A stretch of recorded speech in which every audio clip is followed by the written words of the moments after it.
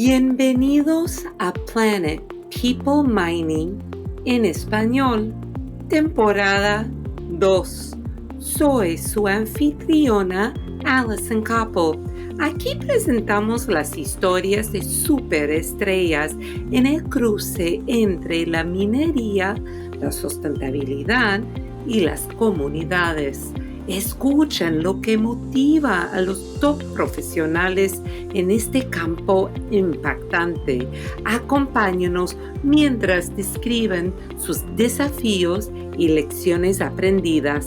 And if you're understanding me right now, look for Planet People Mining in English.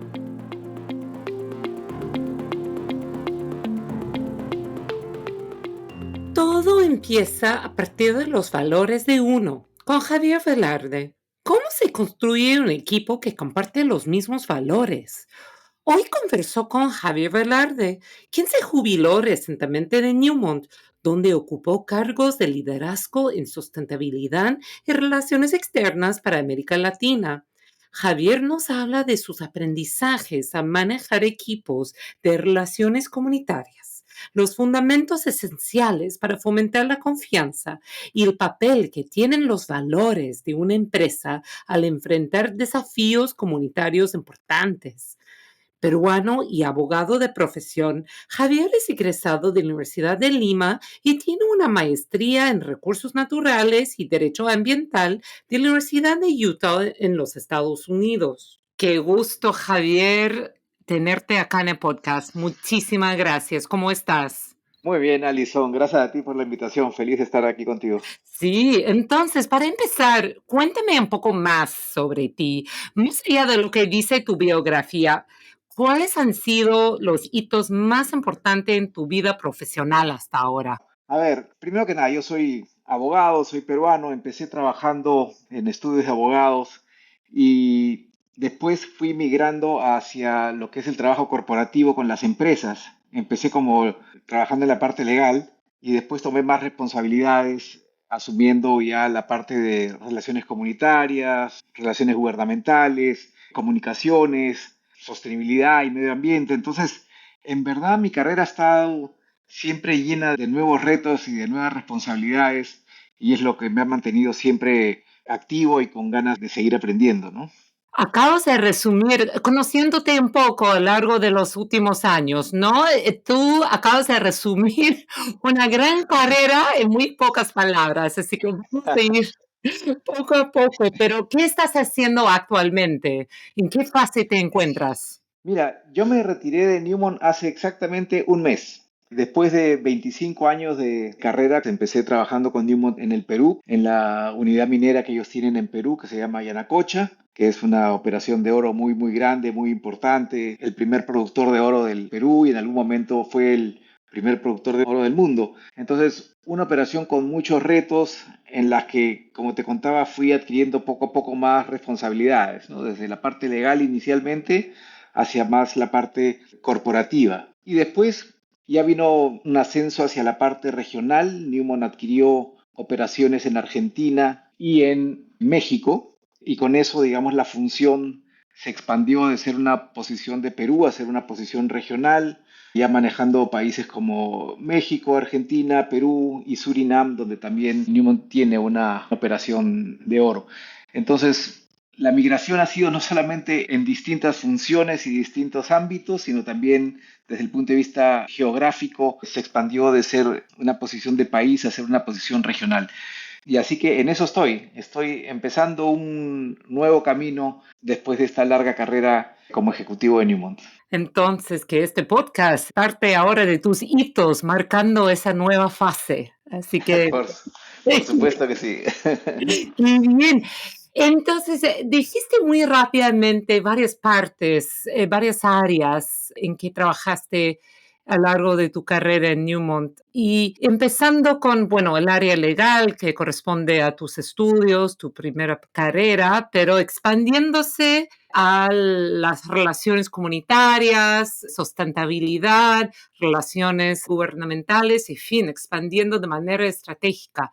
Quiero regresar al tema porque un tema central de ese podcast es hablando de este cruce entre las mineras y las comunidades, porque tú viviste unos momentos de relaciones comunitarias, yo diría, únicas en el sector minero. De los que no conocen bien la historia de Yanacocha, podemos decirlo que es una historia, como dijiste, lleno de desafíos, hubo momentos de conflicto social, yo diría también lleno de momentos muy bellos, una experiencia increíble de desarrollo de una región que no conocía antes la gran minería, pero momentos muy dinámicos, para decirlo sinceramente. Entonces, háblanos un poco de cómo era en estos días más iniciales. Yo me imagino que en algún momento estabas de abogado de gabinete a un territorio, en un camino, en un campo social tan complejo de lo que es alrededor de Yanacocha. Claro, fíjate que yo nunca fui un abogado de gabinete propiamente dicho. Incluso cuando trabajaba en los estudios de abogados, ya trabajaba en temas mineros, ya trabajaba con empresas mineras,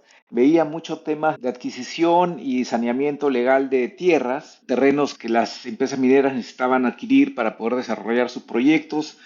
Entonces yo los ayudaba con esos procesos, no solamente en la parte puramente legal, sino también en la parte de negociación con las comunidades. Entonces, eso ya me dio un primer contacto con lo que es la realidad del mundo andino, por ejemplo, y del mundo campesino. Y ahí fueron mis primeros aprendizajes de lo que es relacionarse con comunidades, construir relaciones de confianza, ser transparente en las negociaciones, tomar los tiempos que la comunidad requiere para asimilar, entender, digerir y estar lista para tomar decisiones. Entonces, ya desde mi trabajo de abogado ya había tenido exposición, digamos, a lo que es el trabajo comunitario.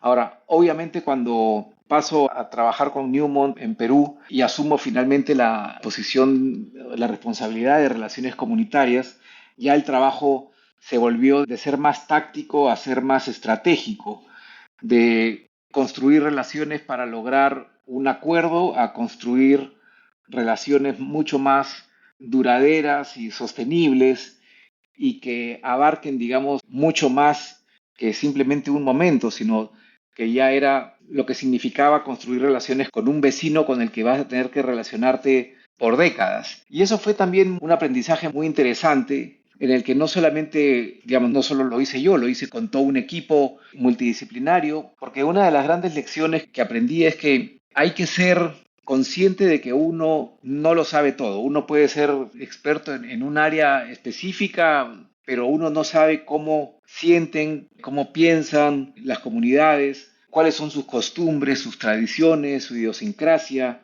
y en consecuencia, cómo te ven. Entonces uno puede llegar con un mensaje que hace mucho sentido para uno, pero que quizás no hace mucho sentido para quien está recibiendo este mensaje.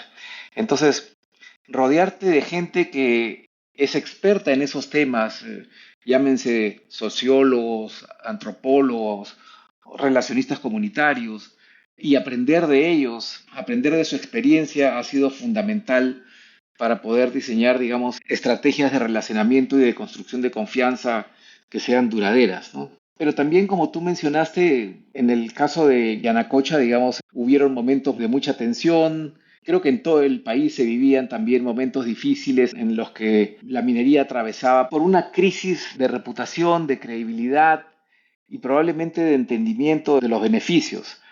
Uno de los grandes problemas que se da cuando uno hace el relacionamiento con comunidades, específicamente para la minería, es que las mineras operan normalmente en zonas remotas, en zonas en las que la presencia del Estado es muy escaso y las necesidades insatisfechas de la población son muy grandes.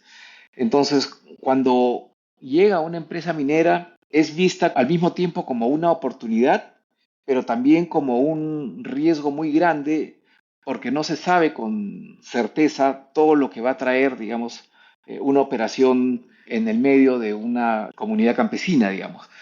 Entonces, sí, hubieron momentos de mucha tensión, momentos muy difíciles que en algunos casos terminaron en hechos con protestas violentas y momentos muy, muy estresantes, muy difíciles de manejar. Pero creo que mirando ahora en retrospectiva, Creo que se hizo un excelente trabajo en recuperar la credibilidad y sobre todo la legitimidad que tienen que tener las compañías para poder operar. Pero de nuevo, hay que ser conscientes que esos son procesos que toman tiempo y uno tiene que adecuarse a los tiempos de la comunidad, lo cual es siempre muy difícil. Resaltaste un par de lecciones aprendidas que quiero repetir acá, porque yo he visto, escuchándote hablando de esto y conociendo un poco de tu trabajo, concuerdo completamente.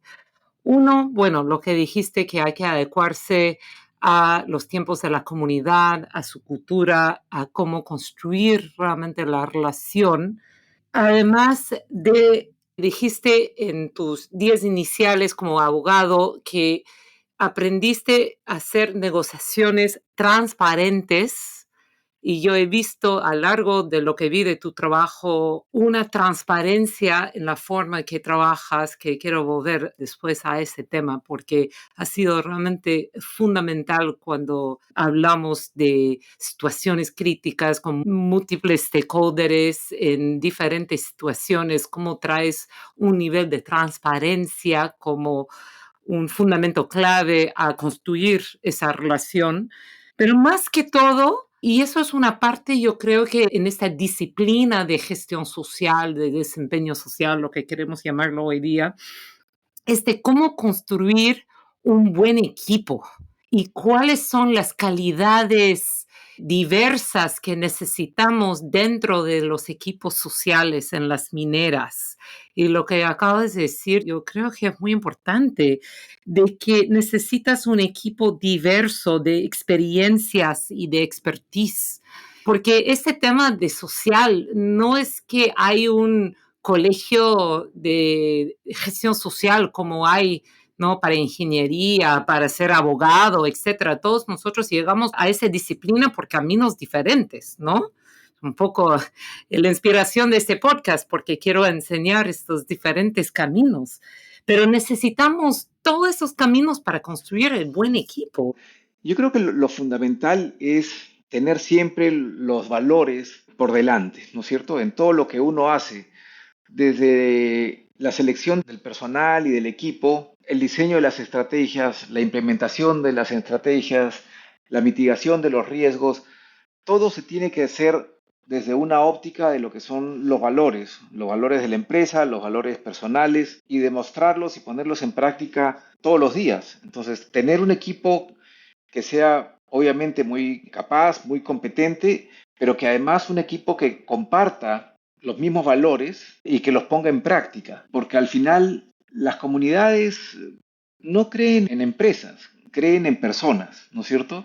Y la credibilidad que uno puede construir, si bien es cierto, es una credibilidad que trasciende hacia la empresa, es una credibilidad que el equipo construye a nivel personal. Y por eso es que el relacionista comunitario, que es, digamos, nuestro hombre de primera línea, o nuestra mujer de primera línea con la comunidad, es realmente la pieza más clave. Porque una vez que ese relacionamiento o que esa credibilidad, esa confianza se rompe por alguna razón, es muy difícil reconstruirla. Y por eso es que hay que estar muy atento a cómo va ese relacionamiento. No solamente ponerse los objetivos de que, bueno, este año tenemos que lograr A, B y C, sino que el logro de esos objetivos nunca debe comprometer ni los valores ni las relaciones de largo plazo que necesitamos construir y mantener con nuestros vecinos, ¿no? Lo que dices es cierto de los valores. Te cuento, cuando estuve estudiando el MBA en una clase de estrategia, se estaba hablando de esto, de los valores de la empresa. Y yo me recuerdo muy bien que yo me reía, yo dije, no, esto no es la cosa verdadera del negocio, es cualquier cosa que pongas en el sitio web para vender algo. Ingresé, obviamente, después del MBA, ingresé en la industria minera, profundicé mi trabajo, ¿cierto?, con los temas comunitarios. Muy rápidamente me di cuenta de que eso sí es la parte más importante de ese trabajo de cualquier empresa, porque como dices, bajo una situación estresante, una situación desafiante, con muchos cambios, lo que cuenta al final es si confías en esa persona si esa empresa actúa con los mismos valores y si esos valores se mantienen como constante. Y más, si uno no empieza por profundamente adentro de cada una de las personas de que, como dices, están en la línea de frente de la empresa con sus valores y hacer una alineación de esos valores, no importa el resto, de verdad no importa, porque bajo el estrés esa persona va a tomar una mala decisión y una decisión que va a perder esa credibilidad y va a hacer que sea mucho más difícil recuperar esa credibilidad. Sí, eso es absolutamente cierto. Y tenemos que tener en cuenta que las empresas están bajo una presión muy, muy grande por mostrar los resultados, ¿no es cierto? Por cumplir con las metas que se han trazado. Y muchas veces se ven en situaciones en las que, digamos, esta presión, este estrés lleva a los equipos a cruzar la línea de los valores. Y la verdad es que una vez que se cruza, no hay marcha atrás. Y uno podría pensar que cuando alguien viola o traiciona los valores lo hace por un beneficio personal. Yo he visto muchos casos en los que gente muy correcta, de valores muy sólidos, termina haciendo algo incorrecto, no por beneficiarse de forma personal, sino simplemente porque cede ante el estrés que le genera la presión por lograr el objetivo. ¿Me entiendes? Entonces, no es que lo hagan por un beneficio propio, sino lo hacen casi como que pensando, no, la empresa lo necesita y en consecuencia voy a hacer esto, pero pierden el foco de que no se trata de conseguir los objetivos a cualquier precio y no se trata de lograr los objetivos comprometiendo el futuro de la compañía, la sostenibilidad del negocio. Entonces, por eso es que es bien importante también tener un relacionamiento externo, por supuesto, pero también un relacionamiento fuerte internamente hacia el equipo, para que el equipo se sienta con la tranquilidad, con la confianza de poder decirte, mira Javier, estoy en esta situación y estoy tentado de hacer esto porque la presión es muy grande y no sé si voy a poder cumplir con el objetivo. Entonces poder en ese momento ayudarlo, orientar a la persona y decirle, no, la línea no se cruza, no te preocupes, si no podemos cumplir con el objetivo, tendremos que explicarlo, tendremos que asumir la responsabilidad de eso, pero no podemos comprometer los valores ni la sostenibilidad de la compañía. Entonces, construir esas relaciones de confianza hacia el interior, hacia tu equipo y también hacia los líderes de tu compañía, porque muchas veces tú tienes que explicar, digamos, por qué es que no se pueden hacer ciertas acciones, por qué es que no se pueden lograr ciertos objetivos en los plazos que se trazaron. Y bueno, y uno tiene que, parte de vivir los valores es también asumir la responsabilidad de tener que ser transparente con tu equipo y con tus jefes para poderles transmitir la realidad y explicarles que a veces el camino toma un poco más de tiempo. Y eso es así, es parte también eso de vivir los valores personales y los valores de tu empresa, ¿no? Y yo creo que en los roles frente al externo, como de relaciones comunitarias, aún más importante y aún más difícil, porque esta persona vive con una doble presión. Y yo creo que aún más si esta persona está trabajando dentro de su mismo pueblo, ¿no? Porque puede ser la presión de su propia familia, de sus amigos de infancia, ¿no? De un lado, consígueme hoy un trabajo o este contrato o lo que sea, o que tu empresa no hizo bien esto, dígales de hacerlo de otra manera porque me conviene a mí. Eso es una presión real. Y luego tienes al otro lado, no solo tu jefe, pero entendiendo en general el objetivo de tu negocio, de que tenemos que seguir produciendo, tenemos que conseguir este permiso, tenemos que conseguir ese financiamiento para seguir creciendo, ¿no? También está encima. Así que yo creo que no hablamos de manera suficiente lo que veo en la industria en general. En Newmont hemos hablado mucho, yo digo, pero yo digo en la industria en general. Esta importancia en esta parte de valores y como dices, al nivel personal primero, y de ser transparente con tus valores y además de ser consciente primero de cuáles son tus valores, cuáles son estos elementos que tú traes a cada trabajo que haces, ¿no? Como estabas diciendo, no me sorprende que tú mismo mencionaste la transparencia, porque conociendo todo tu trabajo, siempre transparente. Y de ser consciente para poder decir eso con nombre, no es obvio. Y creo que cuando estamos pensando a capacitar al relacionista comunitario, no creo que hagamos un énfasis suficiente en general sobre esa parte. Sí, y hay que conocer mucho el entorno también, porque en algunos casos el sistema de valores que uno pueda tener es distinto o tiene matices respecto del sistema de valores que pueda tener una comunidad o incluso las autoridades de la zona, las autoridades locales o nacionales. Entonces, por ejemplo, en la comunidad probablemente va a ser muy bien visto de que uno contrate a sus familiares directos, ¿no es cierto? Y que le dé oportunidades de trabajo a las personas que le son más cercanas, familiar o por relaciones de amistad o de vecindad. Sin embargo, en el mundo corporativo eso no funciona así. En el mundo corporativo las contrataciones se dan pues en función a unos procedimientos para evaluar, digamos, las competencias, las habilidades y se busca que sean procesos transparentes y competitivos. Bueno, eso, por ejemplo, es algo con lo que tenemos que lidiar y que genera muchas veces tensión con la comunidad porque no ven como algo malo que me estén solicitando un trabajo para un familiar, para un hijo, para un miembro de la comunidad. Entonces ahí, en ese tipo de situaciones, son donde las culturas chocan y uno tiene que tener primero el entendimiento de que lo que es aceptable para una compañía no necesariamente es aceptable para la comunidad y viceversa. Y de nuevo, darse el trabajo de explicar, de educar de alguna manera cómo nosotros trabajamos, cuáles son las cosas que podemos y que no podemos hacer y tratar de seguir construyendo confianza en ese mismo proceso, ¿no?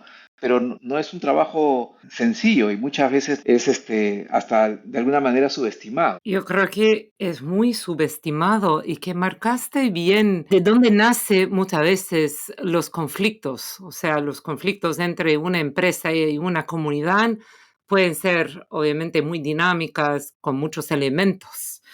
Pero creo que nace a partir de lo que estamos hablando en cierta manera y la falta de entender esto, de poner en conciencia y de realmente enfrentarlo con ojos abiertos y con bocas abiertas, si quieres decir, de conversarlo de frente, aunque sean conversaciones a lo mejor incómodas, ¿no? Así es. Yo recuerdo mucho una interacción que tuve con un miembro de una comunidad. Ahí te suelen llamar ingeniero, ¿no? No importa qué profesión tengas, si tú trabajas en la mina eres ingeniero, Yo, ¿no? Entonces yo se también refieren. soy ingeniera cuando ingreso en el campo peruano, me encanta, pero sí, adelante.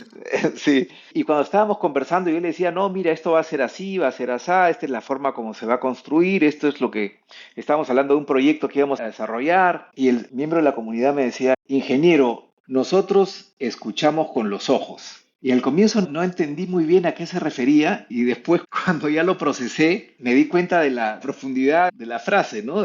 Lo que me estaba diciendo es, bueno, las palabras están muy bien, pero es un poco ver para creer, ¿no? Y que lo que necesitan es realmente cosas tangibles y no solamente relacionamiento y engagement y comunicación, que es absolutamente importante, pero también necesitan cosas tangibles, porque la realidad es que, como decíamos, las necesidades insatisfechas de las comunidades alrededor de las operaciones mineras son gigantes, ¿no? Y si bien es cierto, la empresa no puede reemplazar al Estado, sí tiene que actuar como un miembro responsable y que además como un miembro de la comunidad que tiene unas competencias, unas capacidades que no existen en la comunidad y eso te genera una responsabilidad, ¿no es cierto? De construir valor no solamente hacia adentro de la compañía, sino hacia afuera también. Y esa es parte del trabajo diario, ¿no? Claro. Cambiando un poco de tema, entonces, ahora que conversemos un poco de tu experiencia externa y en las comunidades, volviendo al interno, ¿qué es lo que la gente internamente, digamos, a tus pares, más bien entre los ejecutivos o otras áreas de la empresa, no entendían bien sobre tu trabajo? A ver, uno de los temas que más frustra a los ejecutivos es el manejo de las percepciones que puede tener la comunidad, ¿no? Hay, por ejemplo, un reclamo sobre una posible contaminación. Para el ingeniero es algo que es muy difícil de demostrar. Lo único que hay que hacer es, bueno, hay que tomar unas muestras, ¿no? Unas muestras de agua, una muestra de suelo, unas muestras de aire, dependiendo de cuál sea la preocupación. Y una vez que el resultado del laboratorio nos diga de que está todo en orden, entonces el problema debería casi arreglarse de forma automática y eso no es así, porque de nuevo, la muestra o el resultado de una muestra podrá dejar tranquilo a un ingeniero que confía pues en la ciencia que hay detrás de todo ese procedimiento, pero no necesariamente a una persona del campo que no comprende bien en qué consisten esas pruebas y que no tiene necesariamente que creer en los resultados que la empresa trae. Y entonces eso nos lleva a ser un poco más creativos y hacer sistemas, por ejemplo, de monitoreo participativo en las que tanto la comunidad como la compañía trabajan juntos para monitorear el medio ambiente, las muestras tomadas por los miembros de la comunidad se mandan a laboratorios independientes, los resultados son públicos, se comparten y vas construyendo confianza con procedimientos que no necesariamente son los que desde el punto de vista técnico se necesitan, ¿no? Hay que dar varios pasos más allá para poder generar esa confianza. Entonces, a veces la visión desde lo técnico nos hace simplificar las cosas y creo que el reto está de nuevo, en trabajar poniéndote en los zapatos del otro, ver las cosas no desde la perspectiva de uno, sino desde la perspectiva de la comunidad. Y eso, una vez más, solo se puede hacer si es que entiendes cómo piensa, cómo siente y cuál es la idiosincrasia de la comunidad en la que estás operando. Yo sé que empezamos esa reflexión pensando hacia adentro de la empresa, pero citaste una práctica que quiero resaltar acá. Esto de tomar la muestra del agua y de decidir conjuntamente, ¿no? A qué laboratorio mandarlo y buscar la confianza en esa muestra de agua. Porque ahora que hay un boom minero, ¿no? Y ahora que soy consultora, me relaciono con diferentes proyectos mineros que están en su camino inicial en ese proceso. Estuve conversando con un proyecto de exploración aquí en Estados Unidos que está de parte de exploración inicial, pero ya lleva como un par de años en el campo y está tomando sus muestras de agua y hay señales que hay una desconfianza con la comunidad. Y estuve conversando con ellos y estuve hablando con, bueno, la ingeniera ambiental y me estaba explicando esa situación. Y ella honestamente estaba muy frustrada porque ella dijo, no, es que estamos tomando la muestra, sabemos que es imposible que estemos contaminando el agua porque además por sus actividades que están haciendo no corresponde a la queja, la percepción. Y entonces ella estaba muy frustrada como ingeniera enseñándole la verdad, o sea, ella tenía toda una teoría de por qué no estaba creyéndole. Entonces le sugerí y dije, mira, no se trata de la muestra, de la información, se trata de construir confianza, pero es imposible. Nosotros tomamos la muestra, está de acuerdo con la regulación, lo mandamos al laboratorio, les enseñamos el resultado. Dije, estás confirmando mi supuesto, que no tiene nada que ver con la información técnica, es cómo estás relacionándote con ellos. ¿Por qué no toman la muestra juntos? ¿Por qué no seleccionan el laboratorio juntos? ¿Por qué no construyen un proceso participativo? Tomen la muestra en varias áreas, pero no tenemos que tomar la muestra aguas abajo porque es imposible aún, técnicamente. Que bueno, no se trata de esto.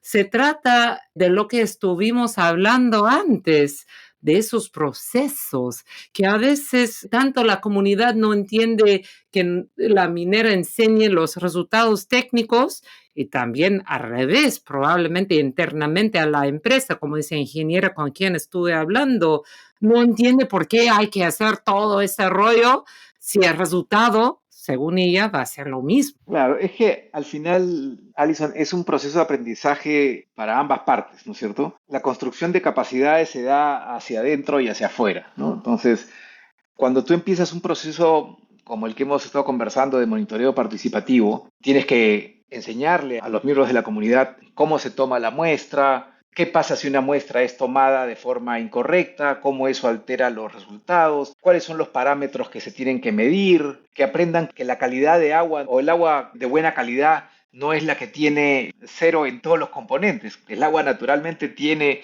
componentes de muchos minerales, de muchas sustancias y que eso es lo normal. Lo que hay que mirar es que no se excedan ciertos parámetros que ya están establecidos en la ley. Entonces ahí tienen que aprender también cuáles son los parámetros que ha aprobado la legislación, etcétera, etcétera. Entonces es un proceso de construcción de capacidades para que ellos se sientan cómodos, que efectivamente lo que están haciendo les garantiza que tengan agua de calidad. Y eso los protege contra cualquier error que pueda cometer la empresa minera, pero también los protege de falsa información que les puede estar llegando por cualquier razón respecto de la calidad del agua o, por ejemplo, es muy común, se muere un animal, ¿no es cierto? Y inmediatamente lo primero que les viene a la mente es el agua está contaminada. No, no es así. Hay que hacer el análisis y ver qué es lo que pasó, de qué murió el animal, etcétera. Entonces, todo ese es un proceso no solo de construcción de confianza, sino además de construcción de capacidades para que la misma población pueda tomar en sus manos el monitoreo y el control de la calidad del ambiente. Y hacia adentro es una construcción de capacidades muy similares. De nuevo, el ingeniero se va a sentir muy cómodo con el resultado que recibió del laboratorio, pero eso no es suficiente. Entonces hay que explicarles cómo nos ven las comunidades, cuáles son las percepciones. Nosotros estamos acostumbrados a que el agua, por lo general, que llega a nuestras viviendas es agua que es apta para el consumo y que no hay ningún problema y no estamos pensando si el agua está contaminada o no. En una comunidad rural o en una comunidad en general, en el que está, digamos, más allá del ámbito urbano, eso no es necesariamente así. El agua tiene problemas de sedimentos o de contaminación por actividades de cualquier tipo que se puedan estar dando porque no hay muchos controles. Entonces, están expuestos permanentemente a ese tipo de riesgo. Entonces, de nuevo, la construcción de capacidades para poder encontrarse en el medio y construir un programa como este no solamente es hacia el exterior, sino también hacia el interior de la propia empresa, ¿no? Claro. Oye, para terminar, siempre hago la misma pregunta. Entonces, hemos escuchado tu carrera, tus lecciones aprendidas. ¿Qué consejos darías a otros que quieren seguir en tu camino? Lo primero que yo les diría es,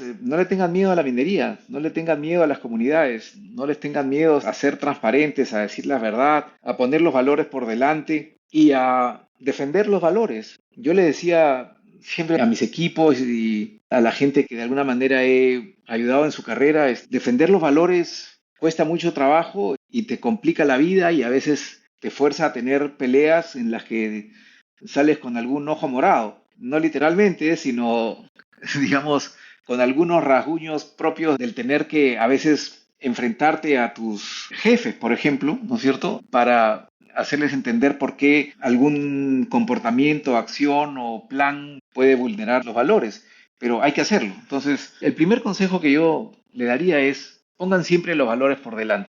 Lo segundo es que seamos conscientes de nuestras limitaciones. Uno es tan bueno como bueno es el equipo del que forma parte. Sea que nos toque liderar un equipo o ser parte del equipo, aprendamos a valorar el aporte de todos los miembros del equipo y aprendamos también a escuchar con sinceridad, con apertura. Uno no es dueño de la verdad. Aceptar de que uno no tiene todas las respuestas, aceptar que uno va a cometer errores y que los errores muchas veces se pueden prevenir si es que uno escucha al equipo que tiene alrededor, aprende de las personas con las que uno trabaja y se beneficia de la diversidad que tiene en el equipo, ¿no? Tú mencionabas, por ejemplo, cuando hablabas de los relacionistas comunitarios que son parte de la comunidad, ¿no? Que son locales. ¿Quién más que una persona con ese perfil para enseñarte, ¿no? Entonces, aprender no solamente de la riqueza multidisciplinaria de tu equipo, sino de la riqueza en la propia diversidad que tienen los miembros de tu equipo. ¿Quieres ser un profesional exitoso?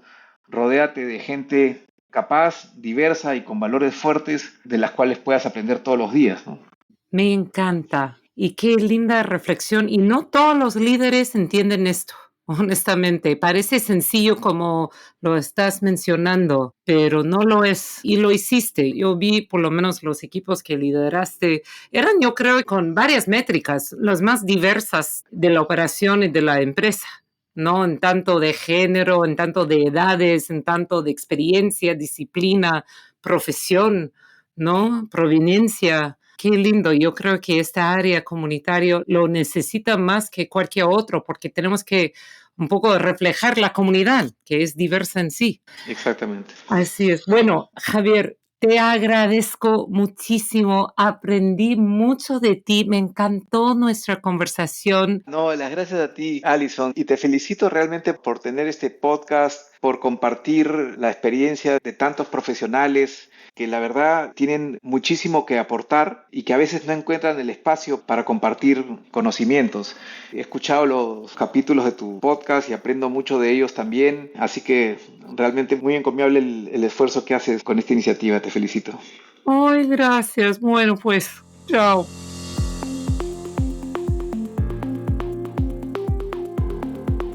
Gracias por ser parte de nuestra audiencia y apoyar nuestro podcast. Suscríbanse, por favor. Dejen una reseña de 5 estrellas y hasta la próxima.